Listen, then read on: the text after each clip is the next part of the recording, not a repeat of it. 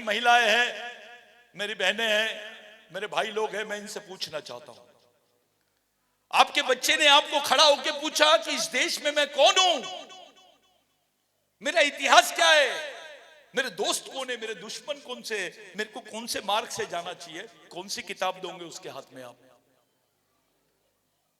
कौन सी किताब है उसके पास, क्या है, आप क्या दोगे? चलो बताइए। अरे ये समाज की ऐसी हालत हो गई है कि ये अपने समाज के आने वाली पीढ़ी को मार्गदर्शन करने लायक नहीं रहा। अरे खाना तो बच्चे को वो बकरी भी पिला देती है, गाय भी दूध देती है। इंसान और जानवर में एक ही फर्क है, इंसान सोच सकता है, जानवर सोच नहीं सकता। कौन से विचार दे रहे हैं आप अपने बच्चों को? चलो बताइए, क्या दे रहे हो आप? बच्चा आपका रहेगा लेकिन सुनेगा शर्मा जी की, बच्चा आपका रहेगा सुनेगा तिवारी जी की।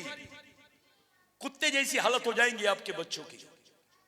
कैसा लगेगा आपको? आपके बच्चे के साथ जब छल होगा, उसके साथ शोषण होगा, आपकी मां बहनों को सड़क पे खड़े नहीं रहने देंगे लोग।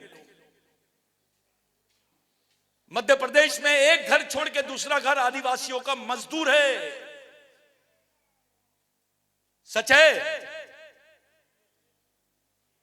और आदिवासी की रोज की इनकम कितनी है मध्य प्रदेश गवर्नमेंट में? आखिरी आदिवासी आदमी की इनकम कितनी है? 1 रुपया 80 पैसे। अबे 1 रुपया 80 पैसे में कैडबरी की चॉकलेट नहीं आती, वो रोटी कैसे खाएगा? आपके नेता बात नहीं करते, ये विषय नहीं है उनका। राम जी का चल रहा है तो श्याम जी का चल रहा है कि काम जी का चल रहा है। मैं आपसे पूछना चाहता हूं, आपका बच्चा आपसे पूछे मैं कौन हूं, मेरे को कौन से रास्ते से जाना है, मेरी संस्कृति क्या है, मेरा इतिहास क्या है, क्या दोगे उसके हाथ में? बताइए तो सही। क्यों आपके बच्चे ने ये सवाल पूछना नहीं चाहिए क्या आपसे? सब लोग अपने अपने बच्चों को समझा रहे हैं अपना इतिहास, आप अपने बच्चे को क्या बता रहे हो? आसाराम बापू, रामदेव बाबा, अबे रामदेव बाबा को बोलो आदिवासी महिला जैसा अपने बच्चे को पीठ पे बांध के वो 6 फीट का गड्ढा खोद देती है, तो भी उसको 2 वक्त की रोटी बराबर नहीं मिलती है। रामदेव बाबा जिस दिन ये काम करेगा तो कामदेव बाबा बन जाएगा वो। ये हालत है आपके बच्चे समाज की, और उस हालत में हमारे लोग सिर्फ नाचने गाने, गाना चाहिए, नाचना भी चाहिए, लेकिन सोचना भी चाहिए। कौन सोचेगा? पढ़े लिखे लोग तो आप है, पेट तो आपका भरा है, आप उठे भी हो तो आपको मालूम है इस महीने में मेरे को पेमेंट मिलेंगी। लेकिन आदिवासी तो ऐसे है कि काम मिलेगा क्या, इस पर बात कर रहे हो। आज काम ही नहीं रहेगा तो क्या करेंगे? एक मैं अच्छी रिपोर्ट बताता हूं आपको। आदिवासियों के पास काम नहीं है, खाने को नहीं है, काम नहीं है करके अपना खून बेच रहे हैं वो लोग। खून 800 रुपए में अपना खून बेचते हैं और महीने भर का राशन लाते हैं। डॉक्टर बोलता है खाना खाएगा तो खून बनेगा। क्या बोलता है डॉक्टर? खाना खाएगा तो खून बनेगा। लेकिन सरकार बोलती है आदिवासियों को खाना होना तो खून देना पड़ेगा। ऐसी हालत आपके भाई लोगों की है। क्या सोच रहे हैं आप उसके बारे में? मेरे को यकीन है आपको शायद मालूम नहीं होगी ये बात, आप लोगों ने कभी इंटरेस्ट ही नहीं लिया होगा इसमें। आप अपनी गृहस्थी में खुश है। अरे ये मंदिर मंदिर जाना छोड़ो, एक बार अपने आदिवासियों के एरिया में घूम के तो आओ, अपने लोगों का दर्द तो देख लो, क्या कौन सी कंडीशन में जी रहे हैं वो। यहां कुत्ता भूख से नहीं मरता है, आदिवासी बच्चा भूख से मरता है। इससे ज्यादा दर्दनाक बातें कुछ नहीं हो सकती है। जिंदा रहने के लिए खून बेचना पड़ता है आपको। उस बिरसा मुंडा को आप लोग आज याद कर रहे हैं साथियों। डॉक्टर बाबा साहब आंबेडकर और महात्मा गांधी जी, ये 2 महापुरुष इस देश के सबसे बड़े महापुरुष हैं। लेकिन ये दोनों महापुरुषों ने बिरसा मुंडा से प्रेरणा ली, ये इतिहास को दबाया गया। डॉक्टर बाबा साहब आंबेडकर महाराष्ट्र की भंडारा से इलेक्शन हार गए थे, वो डॉक्टर बाबा साहब आंबेडकर पहली बार पश्चिम बंगाल से जीत के गए, और वो पश्चिम बंगाल में जिन्होंने डॉक्टर बाबा साहब आंबेडकर को जिताया, वो बिरसा मुंडा को मानने वाले, उसके विचारों पे चलने वाले लोग थे। डॉक्टर बाबा साहब आंबेडकर पश्चिम बंगाल से जीते, संविधान सभा के अध्यक्ष बने और उनको भारत का संविधान बनाने का मौका मिला। अगर बिरसा मुंडा का आंदोलन नहीं होता तो बाबा साहब संविधान नहीं लिखते, संविधान नहीं लिखते तो आपके हिस्से में अधिकार नहीं आते, ये नौकरी नहीं होती। महात्मा गांधी जी, उनका नाम था मोहनदास करमचंद गांधी। ब्रिटेन से आए थे, कांग्रेस का पहला अधिवेशन था। वो अधिवेशन में आदिवासियों ने लिख के रखा था वहां से, महामानव, क्रांति सूर्य, धरती आबा भगवान बिरसा मुंडा। गांधी जी ने वो गेट देखा, एक आदिवासी को बुलाया, लंगोटी वाले को पूछा ये कितने लोगों के नाम है। वो आदिवासी खड़ा हुआ और बोलता है गांधी जी एक ही आदमी का नाम है। गांधी जी ने पूछा ये कितने साल जिया, तो उसने बताया 24 साल।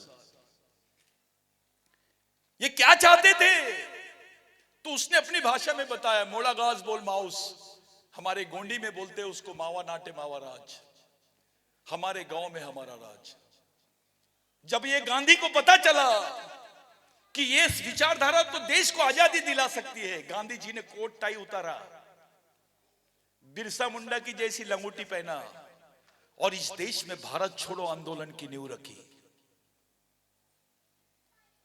अगर गांधी जी इस देश के राष्ट्रपिता है तो बिरसा मुंडा तो आजा होना चाहिए, क्योंकि वो आदिवासी है, उस पर कोई बात नहीं करता। आपके इतिहास को आप तक पहुंचने नहीं दिया गया। मेरे को यकीन है 150 साल के बाद में आप लोग सुन रहे होंगे बिरसा मुंडा क्या है।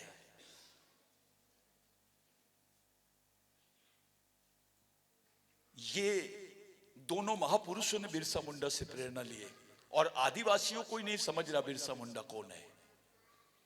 अपन गोंडी में मुंडा बोलते हैं, किसी भी आदिवासी की शादी हो, मुंडा, ये भील हो, कोरकू हो, गोंड हो, प्रधान हो, कोई भी हो, उसके घर के सामने क्या बांध लगाते हैं, मुंडा बोलते, उसी की पूजा करते हैं।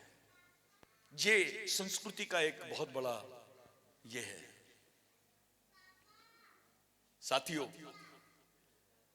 बिरसा मुंडा की जो बात है उसको समझने के लिए आपको बहुत बारीकी से सोचना पड़ता है। इस इतिहास को दबाया गया।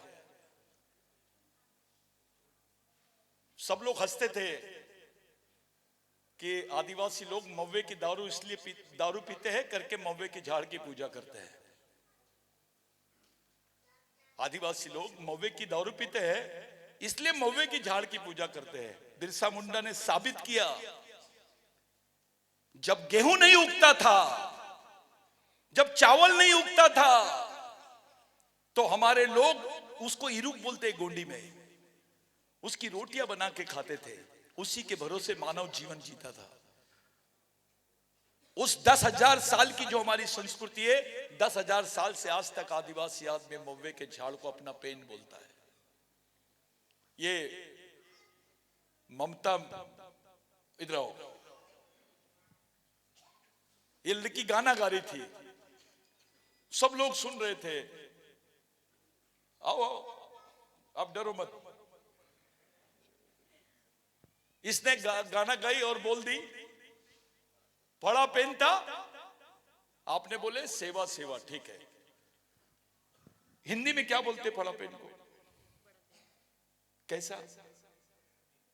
गोंडी में फड़ा यानी बड़ी, फड़ोर यानी बड़ा। हमारे लोग महिलाओं को पूछते हैं, ये हमको बेवकूफ बनाने की प्लानिंग कर रहे हैं।